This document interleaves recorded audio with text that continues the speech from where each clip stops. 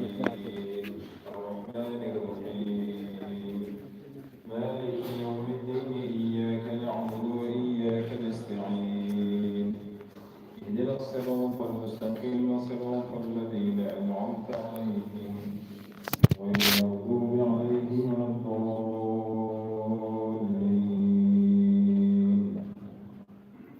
فإن كنتم على سفر ولم تجدوا كاتبا فرهان مقبوضا فإن أمن بعضكم بعضا فليؤدي الذي اؤتمن أمانته وليتق الله ربه ولا تكتموا الشهادة ومن يكتمها فإنه آثم قلبه والله بما تعملون عليم.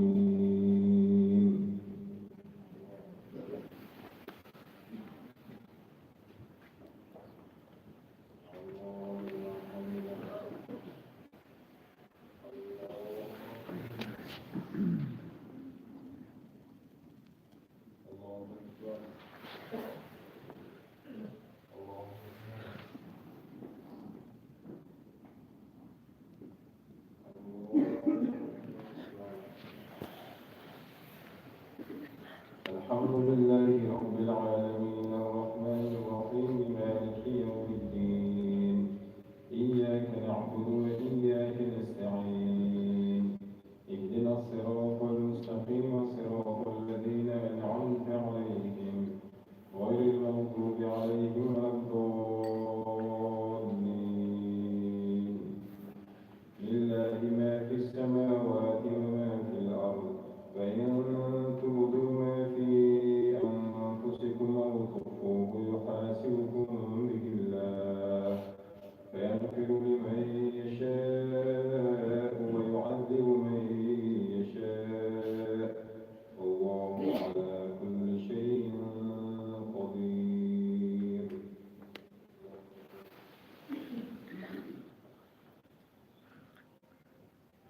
يا الله لمن حمده.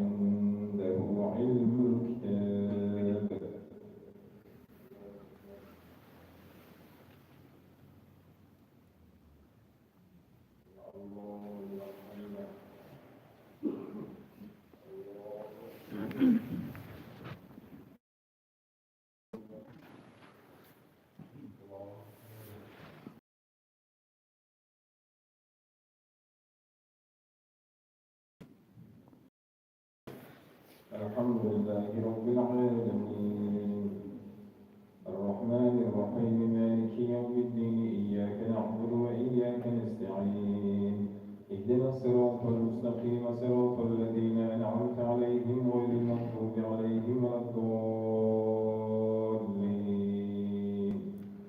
ألف لام را كتاب أنزلناه إليك لتخرج الناس من الظلمات إلى النور بإذن ربهم إلى صراط العزيز الحميد الله الذي له ما في السماوات وما في الأرض وويل للكافرين وويل للكافرين من عذاب شديد الذين يستحبون الحياة الدنيا على الآخرة ويصدون عن سبيل الله ويبغونها عوجا أولئك في ضلال بعيد فما أرسلنا من رسول إلا بلسان قومه ليبين لهم فيضل الله من يشاء ويهدي من يشاء وهو العزيز الحكيم ولقد أرسلنا موسى بآياتنا أن أخرج قومك من الظلمات إلى النور وذكرهم بآيات الله فذكرهم بآيات الله إن في ذلك لآيات لكل صبار شكور وإذ قال موسى لقومه اذكروا يوم يسومونكم سوء العذاب فيذبحون أبناءكم ويستحيون نساءكم ففي ذلكم بلاء من ربكم عظيم فإذ تأذن ربكم لئن شكرتم لأزيدنكم ولئن كفرتم إن عذابي لشديد فقال موسى إن تكفروا أنتم ومن في الأرض جميعا فإن الله لغني حميد ألم يأتكم نبأ الذين من قبلكم قوم نوح وعاد وثمود والذين من بعدهم لا يعلمهم إلا الله جاءتهم رسلهم بالبينات فردوا أيديهم في أفواههم وقالوا إنا كفرنا بما أرسلتم به وإنا لفي شك مما تدعوننا إليه مريب قالت رسلهم في الله شك فاطر السماوات والأرض يدعوكم ليغفر لكم من ذنوبكم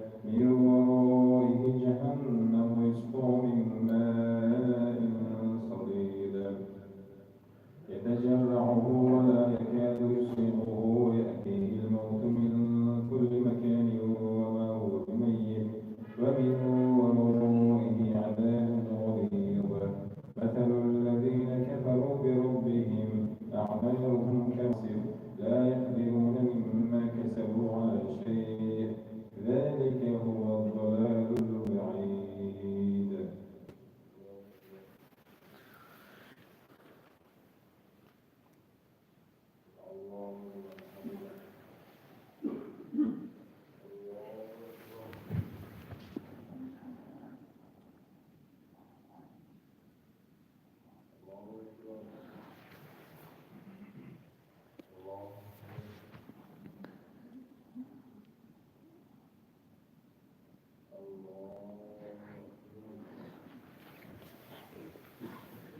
الحمد لله رب العالمين الرحمن الرحيم مالك يوم الدين إياك نعبد وإياك نستعين اهدنا الصراط المستقيم صراط الذين أنعمت عليهم غير المغضوب عليهم ولا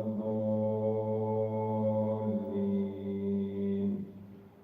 ألم تر أن الله خلق السماوات والأرض بالحق إن يشأ يذهبكم أيها الناس ويأتي بخلق جديد فما ذلك على الله بعزيز فبرزوا لله جميعا فقال الضعفاء للذين استكبروا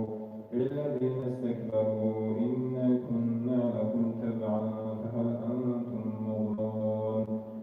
أنتم مغنون عنا من عذاب الله من شيء قالوا لو هدانا الله لهديناكم سواء علينا أجزعنا أم صبرنا ما لهم من محيص فقال الشيطان لما قضي الأمر إن الله وعدكم وعد الحق ووعدتكم فأخلفتكم وما كان لي عليكم من سلطان إلا أن دعوتكم فاستجبتم لي فلا تلوموني ولوموا أنفسكم ما أنا بمصرخكم وما أنتم بمصرخي إني كفرت بما أشركتموني من قبل إن الظالمين لهم عذاب أليم وأدخل الذين آمنوا وعملوا الصالحات جنات تجري من تحتها الأنهار خالدين فيها بإذن ربهم تحيتهم فيها سلام. ألم تر كيف ضرب الله مثلا كلمة طيبة أصلها ثابت وفرعها في السماء.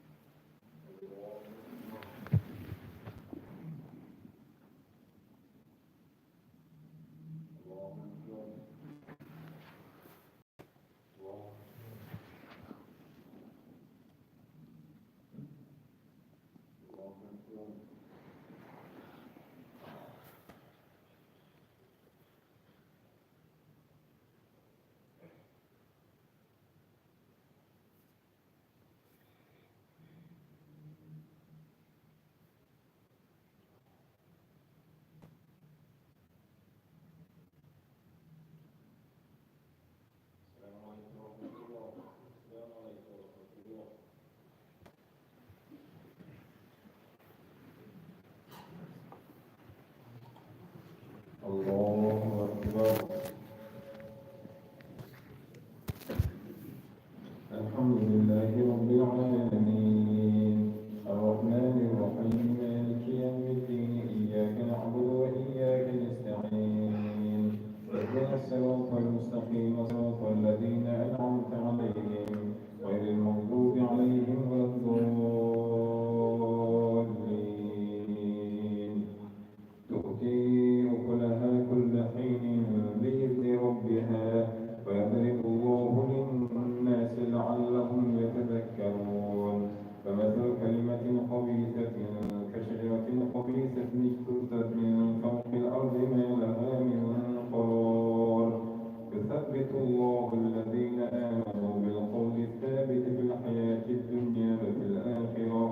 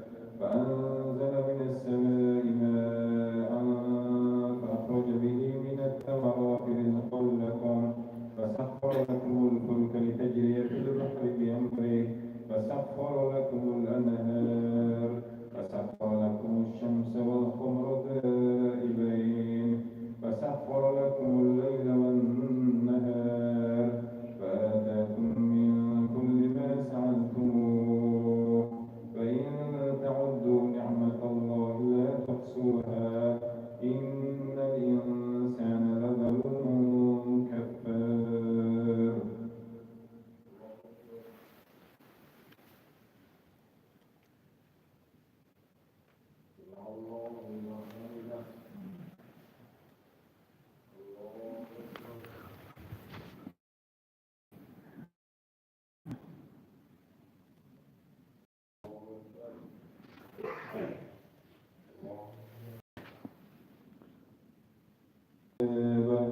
ولا تحسبن الله غافلا عما يعمل الظالمون إنما يؤخرهم ليوم تشخص فيه الأبصار.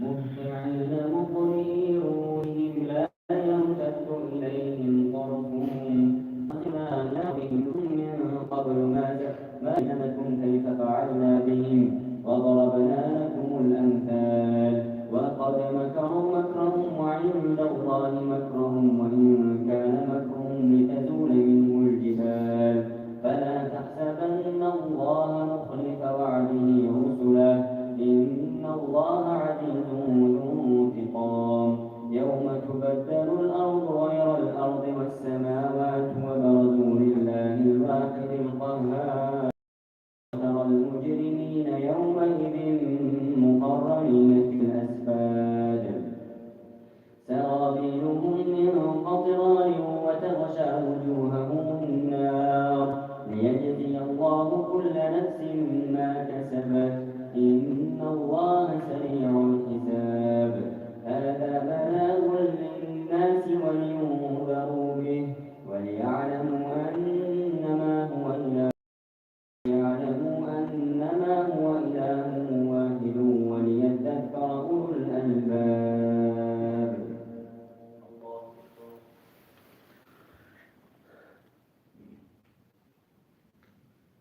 سمع الله لمن حمده.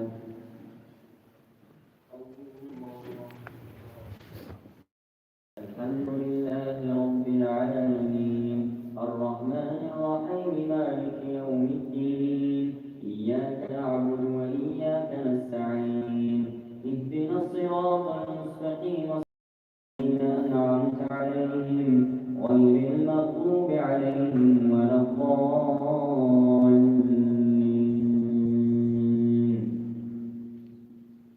ألف لام را تلك آيات الكتاب وقرآن مبين ربما يود الذين كفروا لو كانوا مسلمين فهم يأكلوا ويتمتعوا ويلههم الأمل فسوف يعلمون وما أهلكنا من قرية إلا ولها كتاب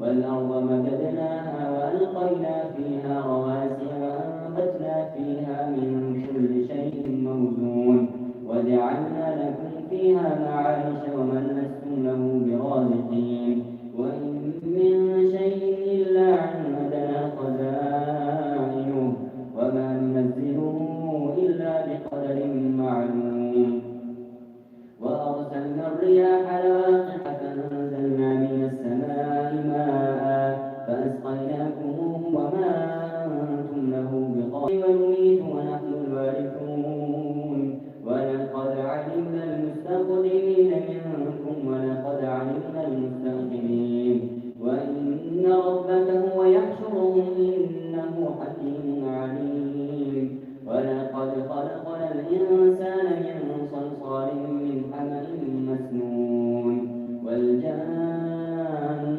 خلقناه من قبل من نار السموم وإذ قال ربك للملائكة إني خالق بشرا من صلصال من حمأ مسنون فإذا سويته ونفخت فيه من روحي فقعوا له ساجدين فسجد الملائكة كلهم أجمعون إلا إبليس أبى أن يكون مع الساجدين.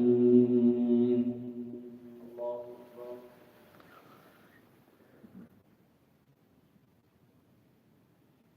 سمع الله لمن حمده.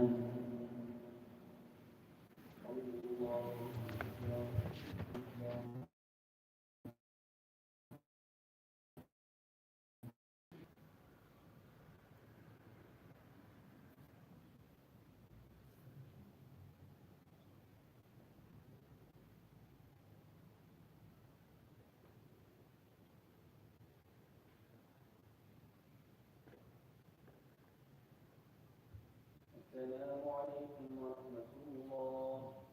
السلام عليكم ورحمة الله.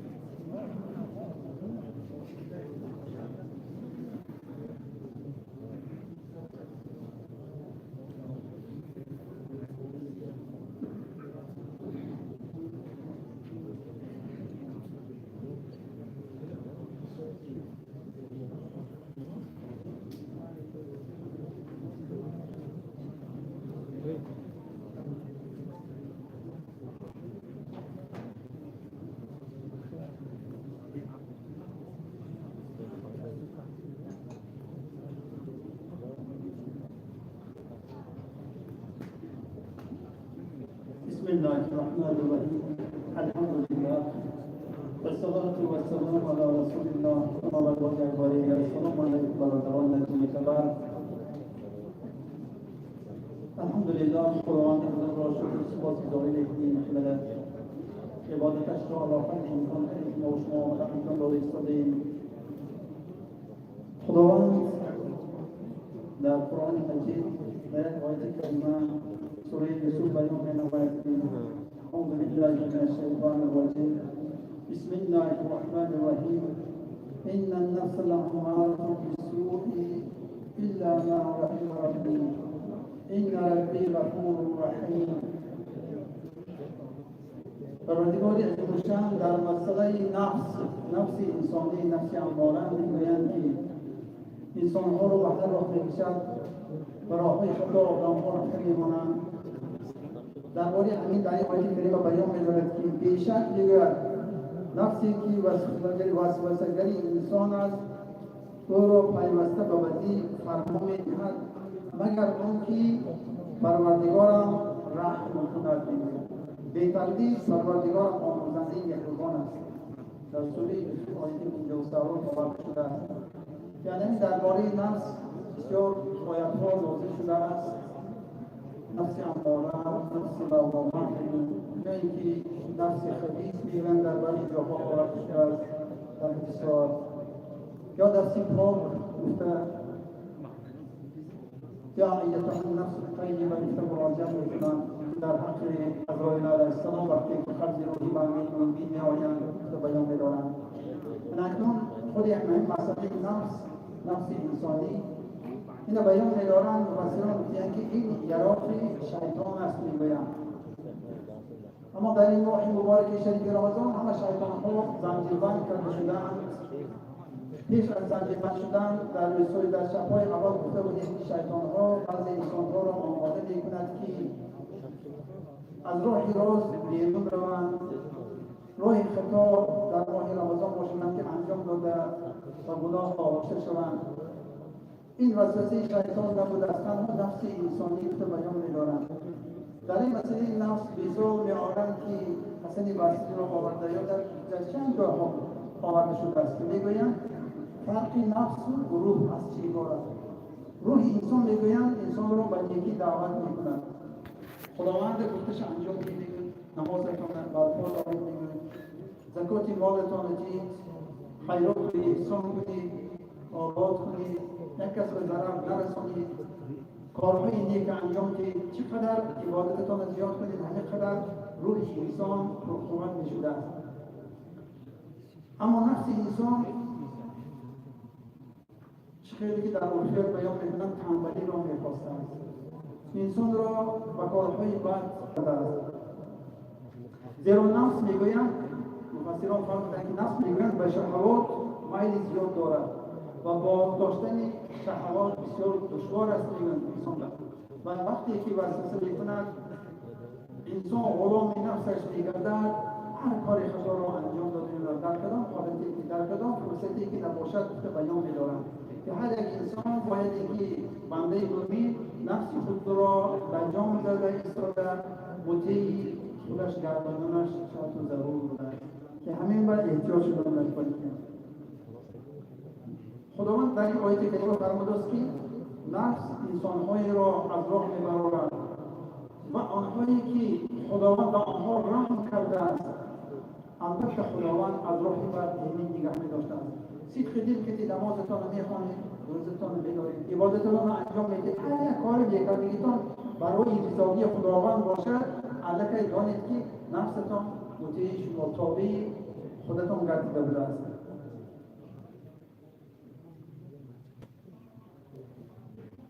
بعضی انسان‌ها را می‌گویند بعضی سوال‌ها می‌شود می‌گویند یک حالت‌های چی می‌کنند که بعضی حالت‌ها می‌شود که آدم بخیر وزبینی می‌کنند. همین نفس آدم نفس انسان آدم هر موقع حرکت می‌کند تیره می‌کند می‌گویند که یک بار یا من روزی ندارم 3 روز 4 روز هفته داشتم مانده شدم می‌گویند یا کار وزبینی کرده ایستاده یا یکم بهانه دیگر می‌کنند یا من یک دور خود بدم در کار یکم چیز دیگر بهانه می‌کنم می‌گویند که من همین ندارم میشه می‌دانم دانگاه‌ها زنگ می‌زنم یا آمده سوال می‌کنم که بسیار یک فتوا گیرم همین خودشون صاف کنم فردا نزد خدا می‌گویند که من فلان نامه اجازه داده بود که روزه ندارم. این خلافتی نمیشه برادران. البته بهانه کامل بهانه زیاد است. لیکن علی همین وسوسه نفسی خود انسانی بوده است که نمی‌فهمد و گاهی نخیز بود اکارت می‌مانی سحر خسته می‌بود چی می‌کنی مانده میشی روزه می‌داری گرسنه می‌مانی تشنه می‌مانی زن و بچه‌ها گرسنه می‌ماند. همین سخن‌هایی که شیطان واسه می‌کرد همین نفس انسانی همین کارها را در این ماه رمضان انجام می‌دهد. میگه یک کس نشسته میگه که من همه مسجد به یک خیرات میکنم، یا یک همسایه شما هست میگه من همه به همیشه حفظ تعام در روز میکنم که نیت میکنم.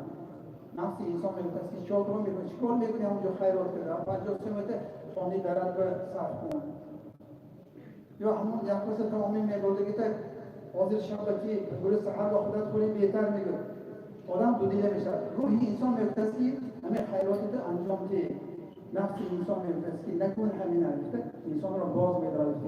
آنهایی که میگویند همین نفس خدا را جان زدن میخواهند البته میگویند دو برابر همین خیرات میکنند، دو برابر همین نمازشان میخوانند. نماز پیشین میگه همین رغبت اصل و نزدیکتر که دخواه میگه نفس انسان نمیته که کمتر تو دهان روزی که دیگرشتی مانده شده میگه دیدید که نماز یک بار از جماعت میمانند بعد میخیزن علاقه خوششان نمیگه سکی اصل رو بوده یک که نمیخوانده میشن سکی آیسته آیسته محشی بده میخوانده میشن.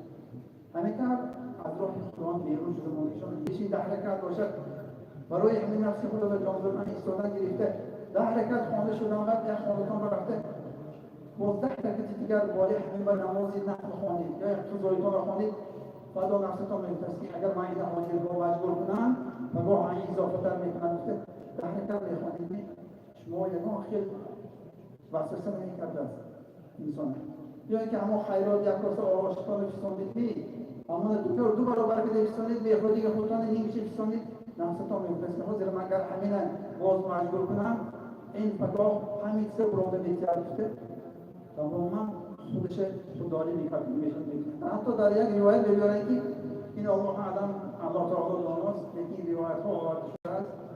بعضی روایت ها از خانه بنی اسرائیل گرفته شده است. الله خودش داناست. میگن وقتی که انسان عقل را آفرید میگویند سوال کرد که میگن تو کیستی و من کیستی؟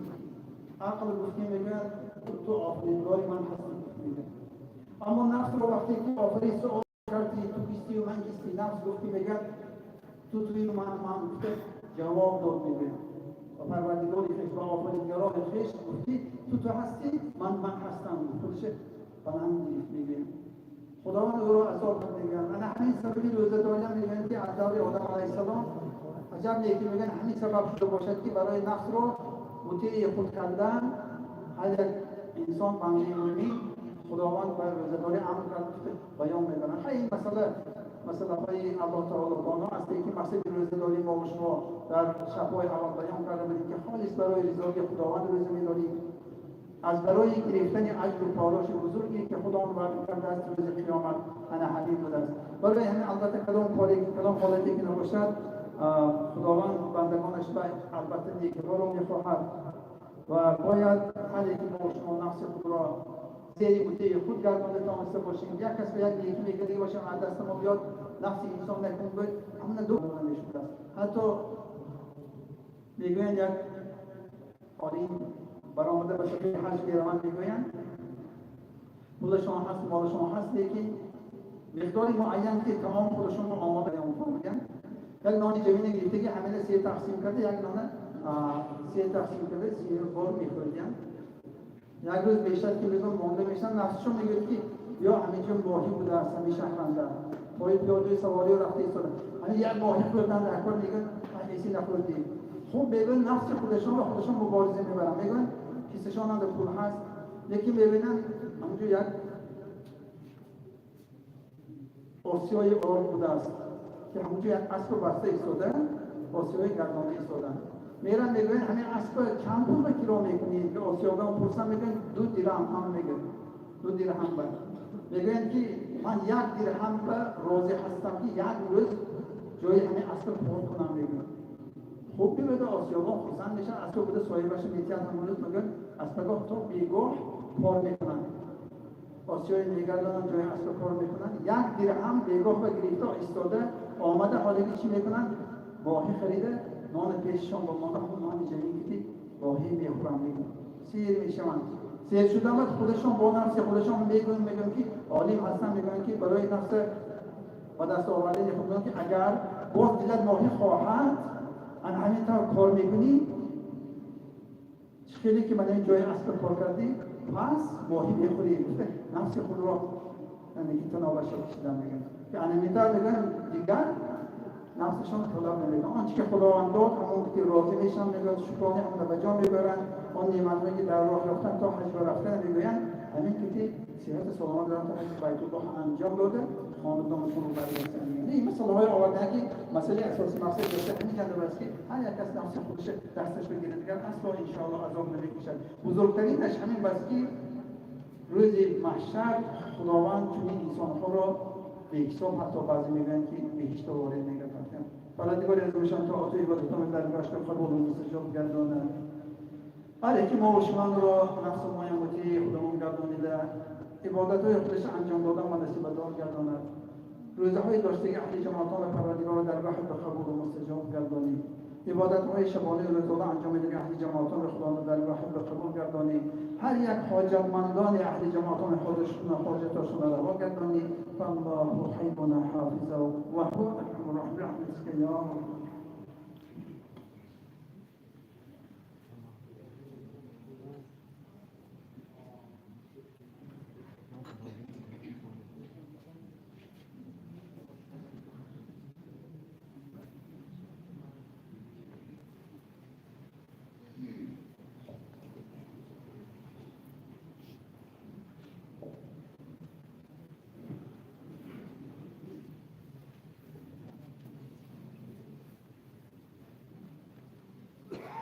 الله أكبر.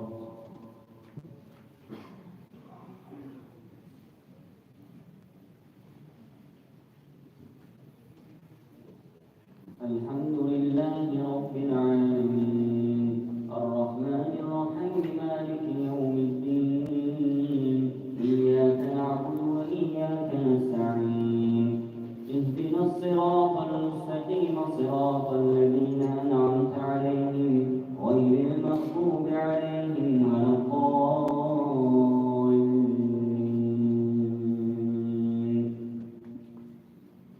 قال يا إبليس ما لك ألا تكون مع الساجدين قال لم أكن لأسجد لبشر خلقته من صلصال من حمأ مسنون قال فاخرج منها فإنك رجيم وإن عليك اللعنة إلى يوم الدين قال رب فأنذرني إلى يوم يبعثون قال فإنك من المنذرين إلى يوم الوقت المعلوم قال رب بما أغويتني لأزينن لهم في الأرض ولأغوينهم أجمعين إلا عبادك منهم المخلصين قال هذا صراط علي مستقيم إن عبادي ليس لك عليهم سلطان إلا من اتبعك من الغاوين وإن جهنم لموعدهم أجمعين لها 7 أبواب لكل باب منهم جزء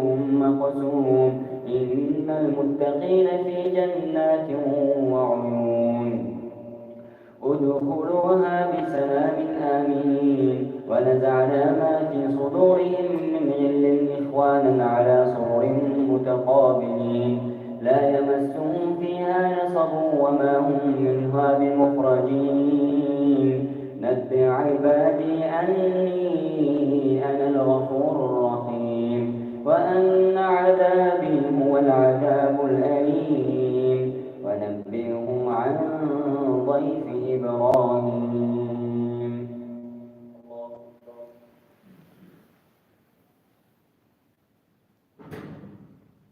سمع الله لمن حمده. الله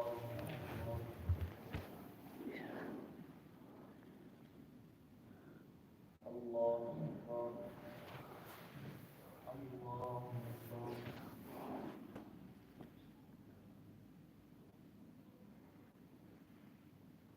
الله أكبر. الحمد لله رب العالمين الرحمن الرحيم مالك يوم الدين إياك نعبد وإياك نستعين اهدنا الصراط المستقيم صراط الذين أنعمت عليهم غير المغضوب عليهم ولا الضالين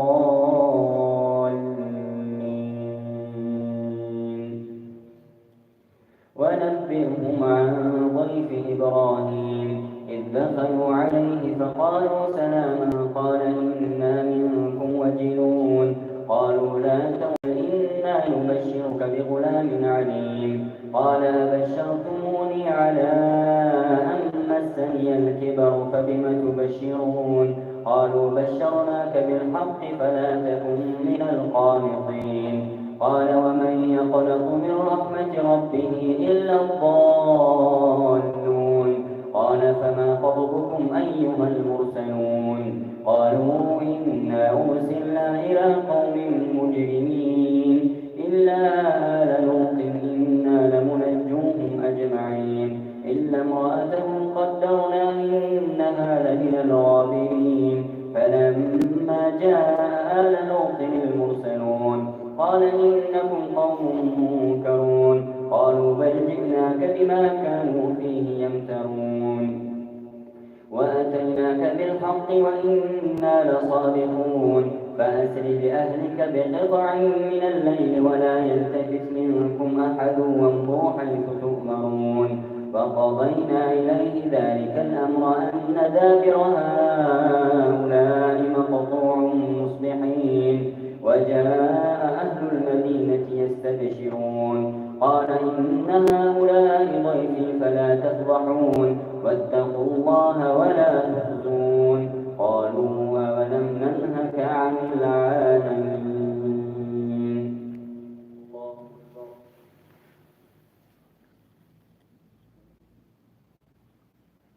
سمع الله لمن حمده الله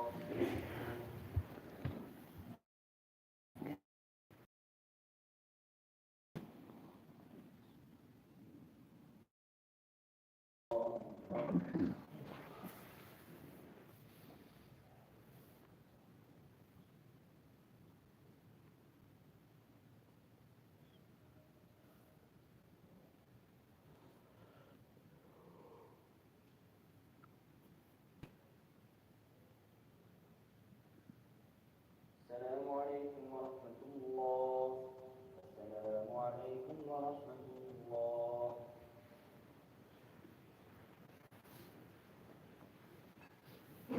الله أكبر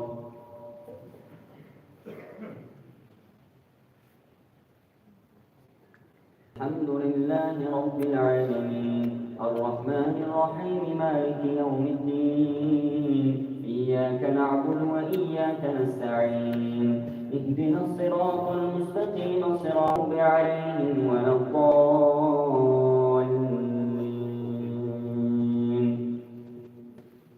قال هؤلاء بناتي إن كنتم فاعلين لعمرك إنهم لفي سكرتهم يعمهون فأخذتهم الصيحة مشرقين فجعلناهم سجين إن في ذلك لآيات للمتوسمين وإنها لبسبيل مقيم إن في ذلك لآية للمؤمنين وإن كان أصحاب الأيكة لظالمين فانتقمنا منهم وإنهما لبإمام مبين ولقد كذب أصحاب الحجر المرسلين وآتيناهم آياتنا فكانوا عنها معرضين وكانوا ينحتون من الجبال بيوتا آمنين فأخذتهم الصيحة مصبحين فما أغنى عنهم ما كانوا يكسبون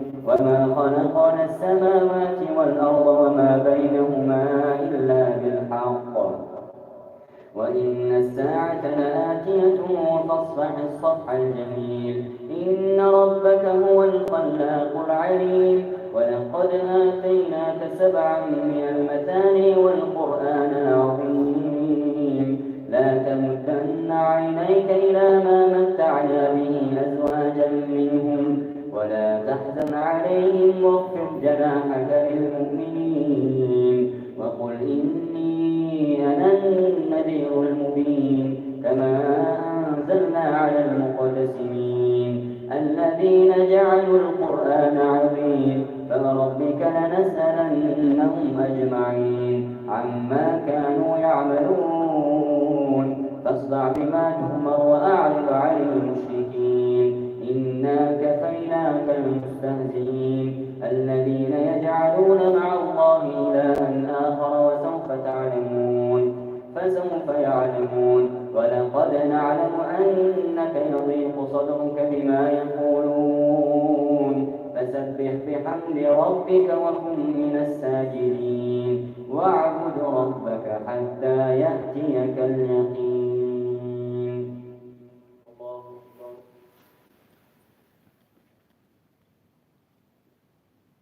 سمع الله لمن حمده.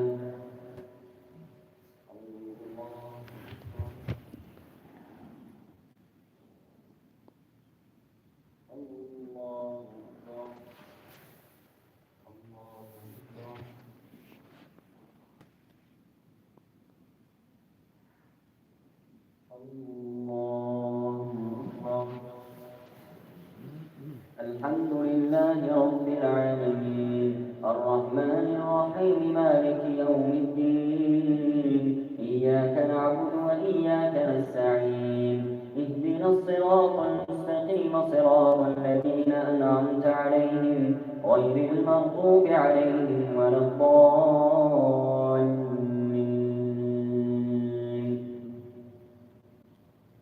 أتى أمر الله فلا تستعجلوه سبحانه وتعالى عما يشركون ينزل الملائكة بالروح من أمره على من يشاء من عباده أن أنذروا أنه لا إله إلا أنا فاتقون.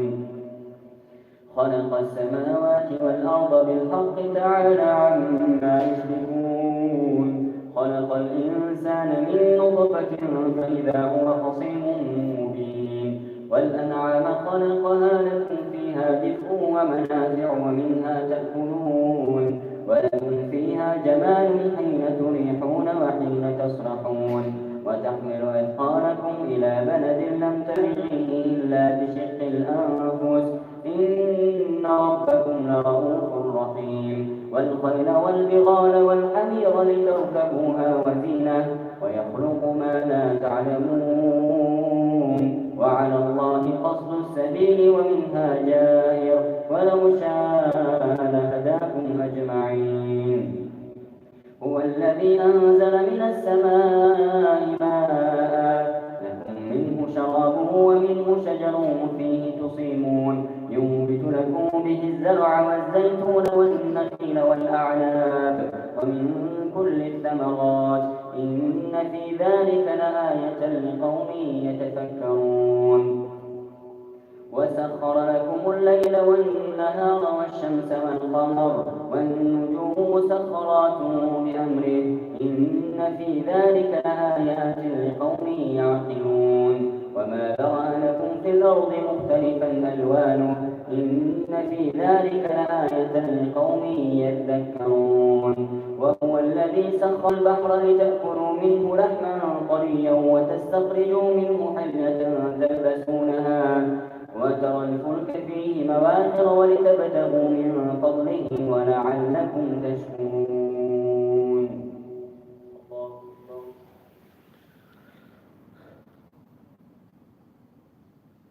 سمع الله لمن حمده. الله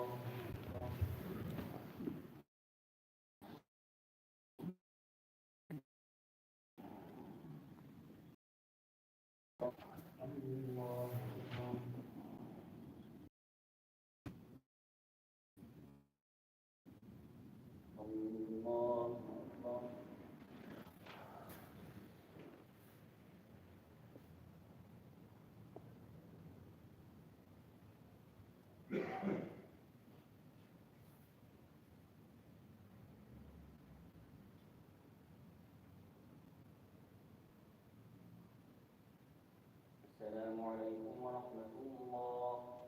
السلام عليكم ورحمة الله.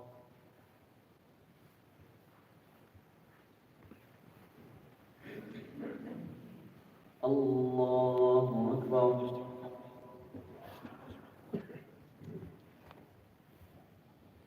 الحمد لله رب العالمين الرحمن الرحيم مالك يوم الدين إياك نعبد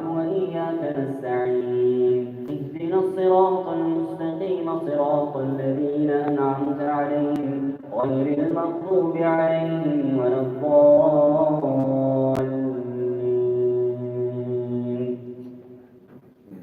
وألقى في الأرض رواسي أن تميد بكم أنهارا وسبلا لعلكم تهتدون وعلامات وبالنجم هم يهتدون. أفمن يخلق كمن لا يخلق أفلا تذكرون. وإن تعدوا نعمة الله لا تحصوها إن الله لغفور رحيم. والله يعلم ما تسرون وما تعلنون. والذين يدعون من دون الله لا يخلقون شيئا وهم يخلقون أموات غير أحياء وما يشعرون أيان يبعثون. إلهكم إله واحد فالذين لا يؤمنون بالآخرة قلوبهم منكرة وهم مستكبرون. لا جرم أن الله يعلم ما يسرون وما يعلنون إنه لا يحب المستكبرين. وإذا قيل لهم ماذا أنزل ربكم قالوا أساطير الأولين ليحملوا أوزارهم كاملة يوم القيامة ومن أوزار الذين يضلونهم بغير علم ألا ساء ما يزرون. قد مكر الذين من قبلهم فأتى الله بنيانهم من القواعد فخر عليهم السقف من فوقهم وأتاهم العذاب من حيث لا يشعرون. ثم يوم القيامة يخزيهم ويقول أين شركائي الذين كنتم تشاقون فيهم قال الذين أوتوا العلم إن الخزي اليوم والسوء على الكافرين الذين تتوفاهم الملائكة ظالمي أنفسهم فألقوا السلم ما كنا نعمل من سوء بلى إن الله عليم بما كنتم تعملون. فادخلوا أبواب جهنم خالدين فيها فلبئس مثوى المتكبرين. وقيل للذين اتقوا ماذا أنزل ربكم قالوا خيرا للذين أحسنوا في هذه الدنيا حسنة ولدار الآخرة خير ولنعم دار المتقين.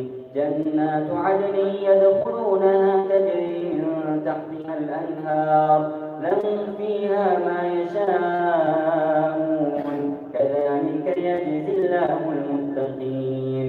وقيل للذين اتقوا ماذا أنزل ربكم قالوا خيرا للذين أحسنوا في هذه الدنيا حسنة ولدار الآخرة خير ولنعم دار المتقين. جنات عدن يدخلونها تجري من تحتها الأنهار لهم فيها ما يشاءون كذلك يجزي الله المتقين. الله أكبر. سمع الله لمن حمده.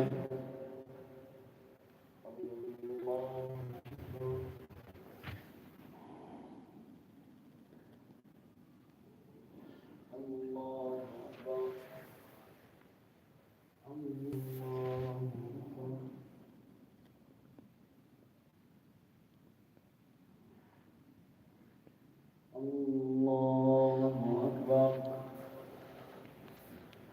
الحمد لله رب العالمين الرحمن الرحيم مالك يوم الدين إياك نعبد وإياك نستعين اهدنا الصراط المستقيم صراط الذين أنعمت عليهم غير المغضوب عليهم ولا الضالين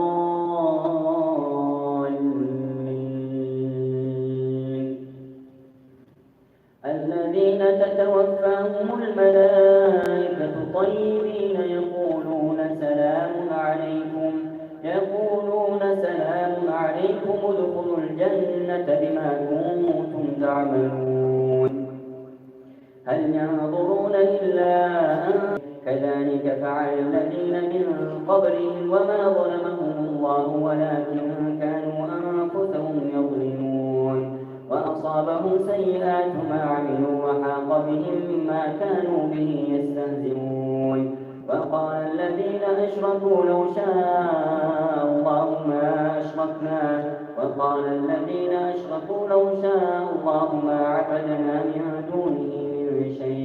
من دونه من شيء نحن ولا آباؤنا ولا حرمنا من دونه من شيء كذلك فعل الذين من قبلهم فهل على الرسل إلا البلاغ المبين. ولقد بعثنا في كل أمة رسولا أن اعبدوا الله واجتنبوا الطاغوت فمنهم من هدى الله ومنهم من حقت عليه الضلالة فسيروا في الأرض فانظروا كيف كان عاقبة المكذبين. إن تحرص على هداهم ولكن الله يهدي من يضل وما لهم من ناصرين. وأقسموا بالله جهد أيمانهم لا يبعث الله من يموت بلى وعدا عليه حقا ولكن أكثر الناس لا يعلمون. إنما قولنا لشيء إذا أردناه أن نقول له كن فيكون قوله الحق. إنما قولنا لشيء إذا أردناه أن نقول له كن فيكون. والذين هاجروا في الله من بعد ما ظلموا لنبوئنهم في الدنيا حسنة ولأجر الآخرة أكبر لو كانوا يعلمون. الذين صبروا وعلى ربهم يتوكلون.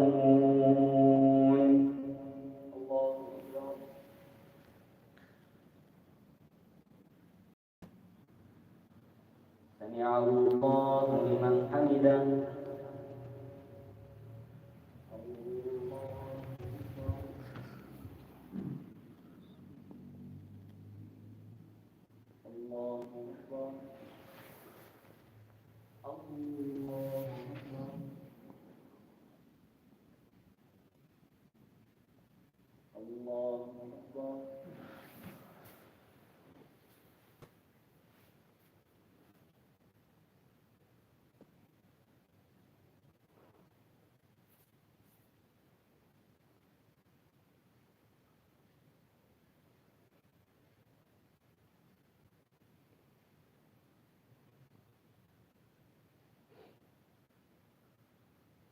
السلام عليكم ورحمة الله. السلام عليكم ورحمة الله.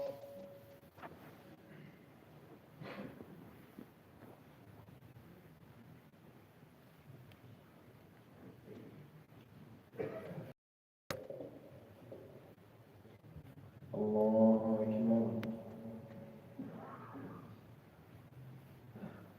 الحمد لله رب العالمين الرحمن الرحيم مالك يوم الدين إياك نعبد وإياك نستعين اهدنا الصراط المستقيم صراط الذين أنعمت عليهم غير المغضوب عليهم ولا الضالين.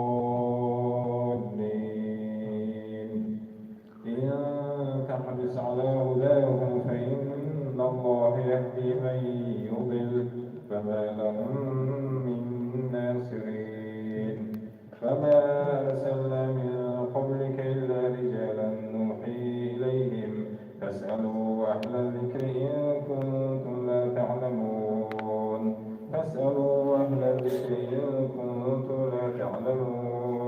بالبينات والزبر فأنزلنا إليك الذكر لتبين للناس ما نزل إليهم ولعلهم يتفكرون. أفأمن الذين مكروا السيئات أن يخسف الله بهم الأرض أو يأتيهم العذاب من حيث لا يشعرون أو يأخذهم في تقلبهم فما هم بمعجزين أو يأخذهم على تخوف فإن ربكم لرؤوف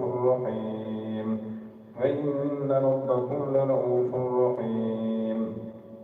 أو يأخذهم على تخوف فإن ربكم لرؤوف رحيم. أولم يروا إلى ما بين أيديهم وما خلفهم من السماء أولم يروا إلى ما بين أيديهم وما خلفهم من السماء والأرض ما خلق الله من شيء وعسى أن يكون قد اقترب أجلهم فبأي حديث بعده يؤمنون أو يأخذهم على تخوف فإن ربكم لرؤوف رحيم أولم يروا إلى ما خلق الله من شيء من شيء يتفيأ ظلاله عن اليمين والشمائل سجدا لله وهم داخرون ولله يسجد ما في السماوات وما في الأرض من دابة والملائكة وهم لا يستكبرون يخافون ربهم من فوقهم ويفعلون ما يؤمرون.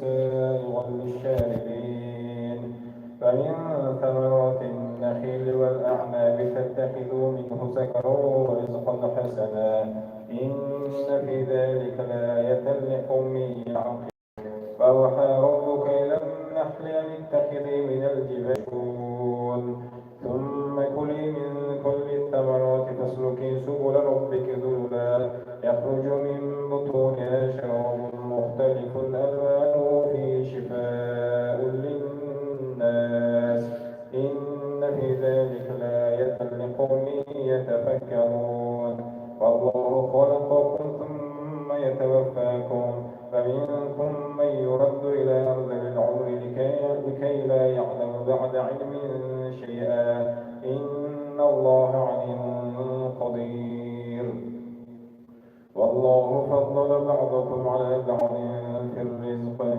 فما الذين فضلوا براد رزقهم على ما ملكت أيمانهم فهم فيه سواء أفبنعمة الله يجحدون والله جعل لكم من أنفسكم أزواجا وجعل لكم من أزواجكم بنين وحفدة ورزقكم من الطيبات أفبالباطل يؤمنون وبنعمة الله هم يكفرون ويعبدون من دون الله ما لا يملك لكم رزقا من السماوات والأرض شيئا ولا يستطيعون فلا تضربوا لله الأمثال إن الله يعلم وأنتم لا تعلمون ضرب الله مثلا رجلين أحدهما أبكم لا يقدر على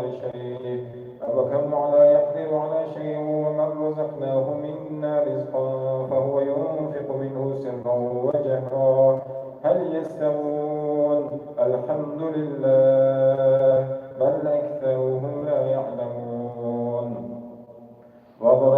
ضرب الله مثلا رجلين أحدهما أبكم لا يقدر على شيء ومن رزقناه منا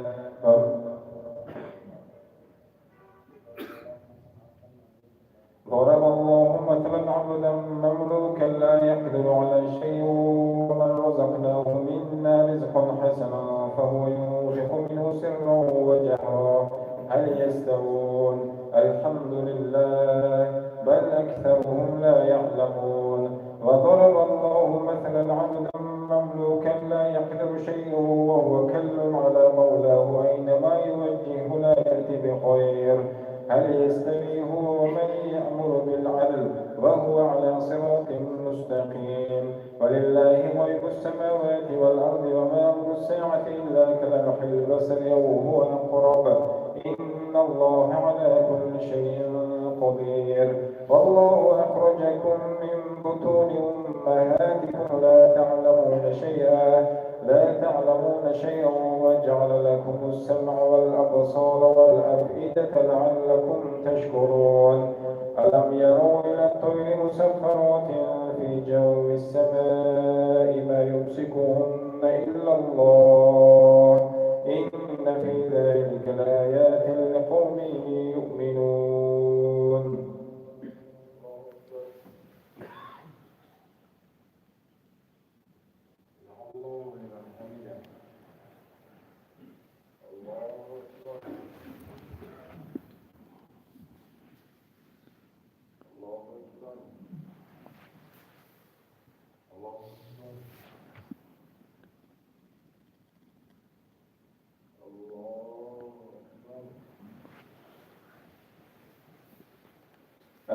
لله رب العالمين الرحمن الرحيم مالك يوم الدين إياك نعبد وإياك نستعين اهدنا الصراط المستقيم صراط الذين أنعمت عليهم غير المغضوب عليهم ولا الضالين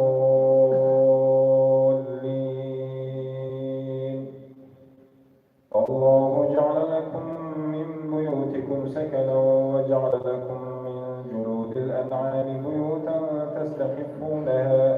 تستخفونها يوم ظعنكم ويوم إقامتكم ومن أصوافها وعبارها وأشعارها أثاثا ومتاعا إلى حين والله جعل لكم مما خلق ظلالا وجعل لكم من الجبال أكنانا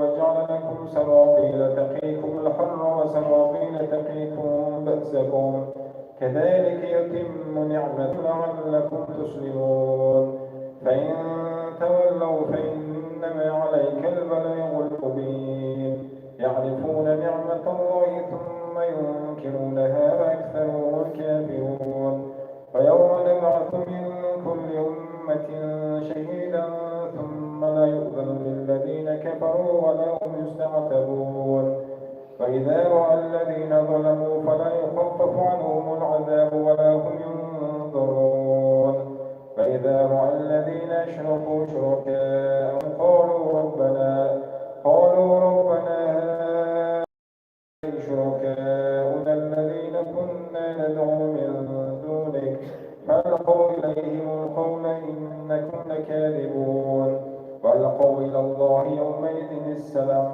وضل عنهم ما كانوا يفترون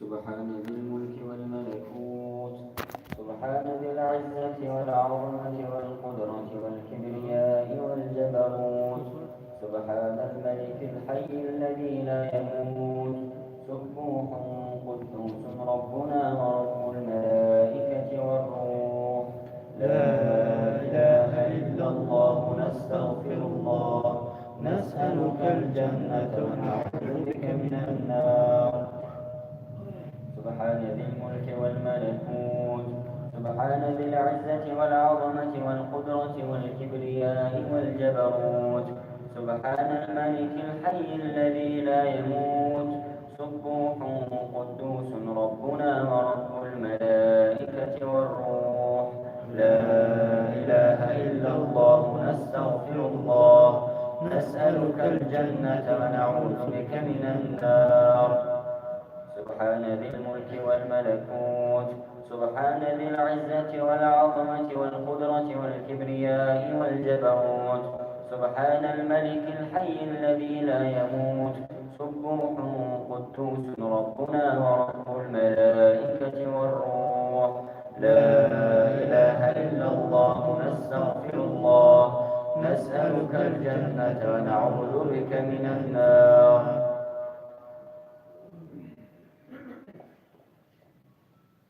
بسم الله الرحمن الرحيم اللهم تقبل منا هذه صلاة عشاء مع سنة ما تراويحنا وجميع صلاتنا وتقصيراتنا وتب علينا يا مولانا إنك أنت التواب الرحيم يا أكرم الأكرمين يا أرحم الراحمين. اللهم إنا على ذكرك وشكرك وحسن عبادتك. رب اجعلني مقيم الصلاة ومن ذريتي ربنا وتقبل دعاء برحمتك يا أرحم. نعوذ بك.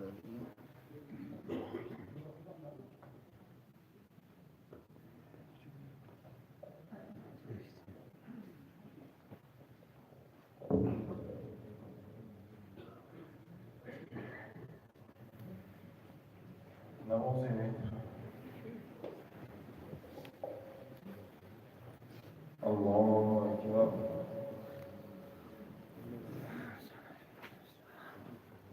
الحمد لله رب العالمين الرحمن الرحيم مالك يوم الدين إياك نعبد وإياك نستعين اهدنا الصراط المستقيم صراط الذين أنعمت عليهم غير المغضوب عليهم ولا الضالين.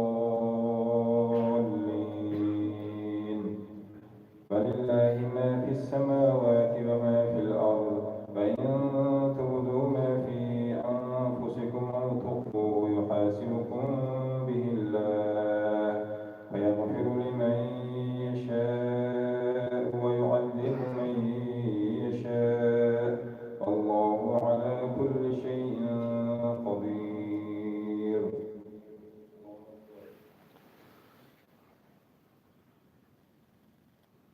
الله لمن حمده.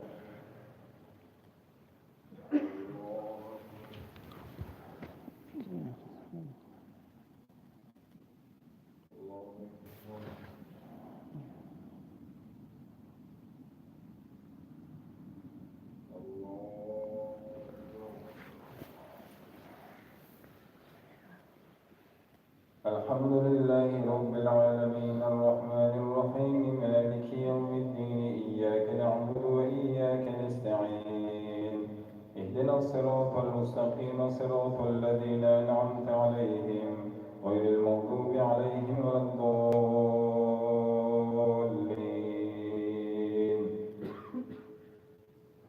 ولله ما في السماوات وما في الأرض يغفر لمن يشاء ويعذب من يشاء والله غفور رحيم.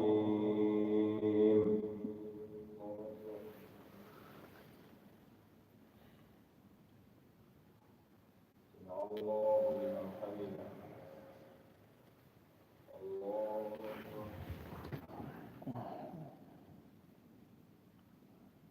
الله أكبر. الله أكبر. الله أكبر.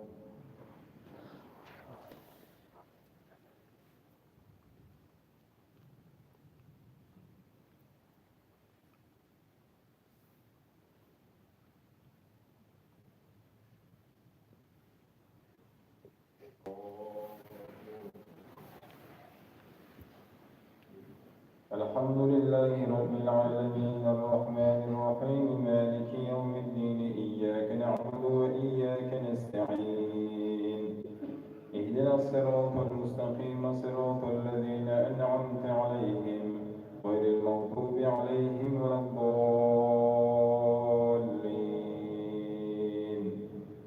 ولله ملك السماوات والأرض وما بينهما يخلق ما يشاء والله على كل شيء قدير. الله أكبر.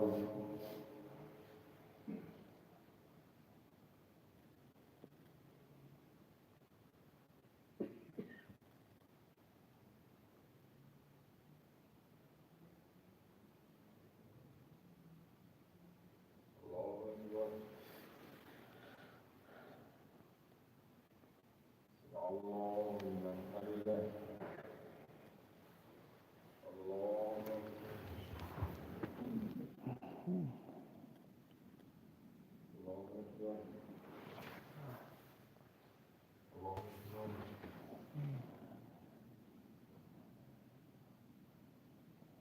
الله أكبر.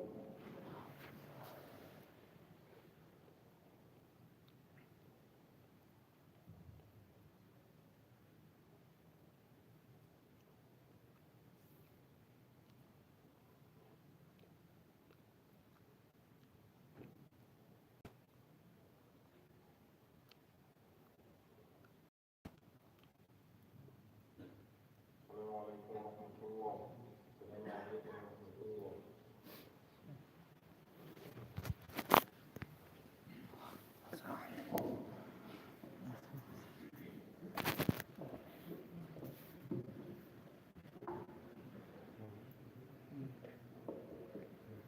إله إلا الله وحده لا شريك له الملك وله الحمد وهو على كل شيء قدير.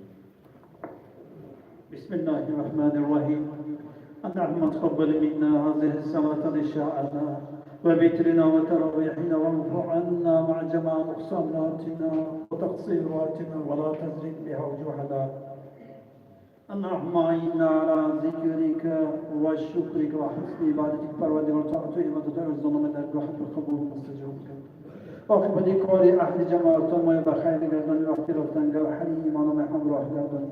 تینجی امانه کشور ما، تینجی آرامی اهل خانون حدق اهل جماعت پایدار و استوار گردانی. خالی ها خداوند خوب الهی عطا فرمایید. در اینجا خدمت کرد دوستان برادران، مهنت کشیدن، زحمت کرد دوستان. برای نمازگزاران آماده نموداسیان مسجد خدمت انجام داداسی های خداوند و خزینه غربت درگاهت به خداوند قبول فرموده این دنیا آخرت داشتن با باد گردان اجر پاداش خودت عطا فرمود. خیرات و احسانی کرداسی و حجرات و احسانشان درگاهت به قبول گردانی. ربنا آتنا في الدنيا حسنة وفي الآخرة حسنة وقنا عذاب النار برحمتك يا أرحم الراحمين.